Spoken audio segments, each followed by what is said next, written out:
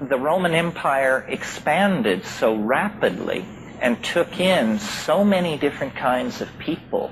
I mean, there were, the Jews at the end of the Mediterranean. The Parthian Empire had been partially incorporated into the Roman Empire. Egyptian mystery religions and African folk religion, barbarian Celtic ideals were being imported in, and it became and the state religion, the religion of the emperor as God, was fairly tolerant. You had to burn a candle to Caesar, but you could also burn a candle to Astarte and Thoth and Hermes and all these other people. What got the Christians in trouble was they wouldn't give Caesar his due, even though it says to do this. They kept claiming that they had some kind of political agenda. They kept expecting the return of a political figure. The Romans hated that because they saw it as a political force. Well, in that situation then, you have to talk about early Christianity to get this stuff in context. People don't understand how shaped our knowledge of the origins of Christianity are, with good reason, because the religion wants you to believe that it's all very cut and dried. There are real mysteries surrounding the birth of Christianity. Let me just run through it a little bit. We all know, or most of us know, if you're not completely secular, the Christmas story. And it begins, and Caesar Augustus decreed that a census should be taken of all the world, and each was going to his village to register. Do you all know this story? And so this explains why a pregnant Galilean woman, 9 months pregnant, is 110 miles away from her home village in Jerusalem. We're told that they are obeying the dictates of Caesar Augustus to participate in this census of the empire. And we're told that Pontius Pilate was procurator of Judea at this time. There was no census ordered by Caesar Augustus. No record exists of this anywhere. And if this had happened, it would have been an enormous bureaucratic task involving hundreds of clerks and the coordination of data from all parts of the empire. It would have been a shtick of some sort. And there's nothing, only this reference in the whole story of Christ. Well, weird.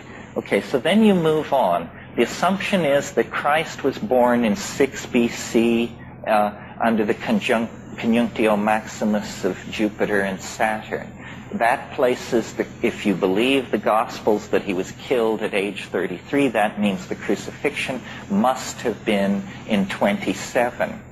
Well, there is no reference to Christ outside the Gospels until AD 71. What was happening between 27 and 71? It's damn near 50 years. And the whole thing falls silent.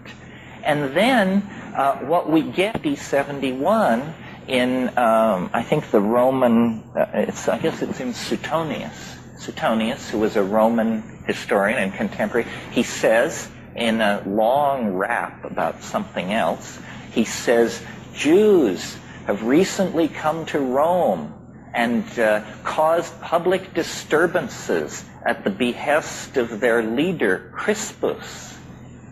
This is as close as we get. We don't even know if Crispus is Christ.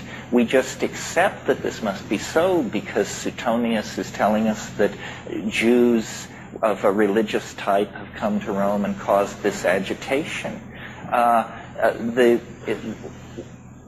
Some people have even wanted that Christianity was invented in the late 60s, and that there never was a person named Christ, that zealots who were preparing the uprising of '69 against the Roman Empire, created a mythical figure of a generation earlier, and used this mythical figure as a symbol of their rebellion. It would be sort of as if we were to get into Joe Hill. You all know who Joe Hill is? The engine of socialism is a-slippin' back. Come on, all you workers, shovel sand on the track. Joe Hill was a martyr to social reform in this country. I believe he was shot by a firing squad in Utah in 1913. Well, we could reach back to Joe Hill and make him the founder of our movement and say what a great guy he was and collect stories about his life, and we could use it to center ourselves and build a kind of social reform movement in the name of Joe Hill. Yeah. The Sacred Mushroom and the Cross. He basically says something very much like this. I don't know about that. I just think it's very peculiar that we know so little about Christ when he had such a major role to play.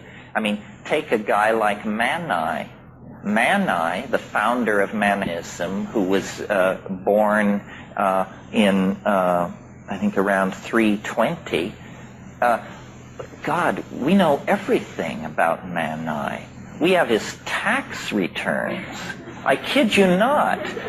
We have the guy's tax returns, and we know what he looked like. We know who his friends were. We know he had marital problems. A real person, you know. And yet his religion was stomped into oblivion. So there's something funny about all this. And of course, Christ is no ordinary person. Christ is the third person of the Trinity, God incarnate.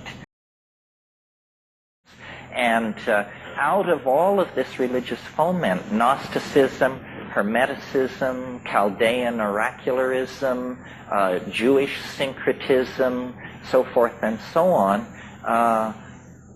and Christianity was in there, but it was just one in the crowd, but with sharpened elbows and a sense of organization, it was able to slowly worm its way into a position of dominance. The real Christians, whatever that means, probably were stamped out under the name of pagans. You see, what happened was the message of Christianity was that the end of the world was imminent. This is the other thing that they were into that has also reemerged in modern times, is the imminence of the end of the world. And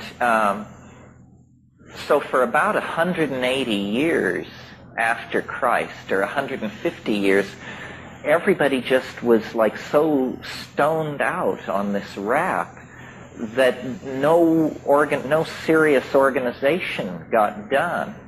And they just waited for the end of the world in little communities, practicing voluntary poverty and, you know, doing their thing.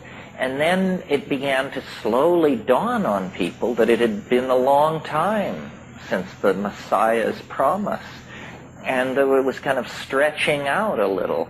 And so then certain mentalities in that situation said, this, return of the Messiah is all very well, but I think we should get some real estate under our control and begin a vigorous building program and maybe found some schools and stuff like that. So these religions began to turn away from their end of the world ecstatic millenarianism and to see themselves as organizing for the long haul.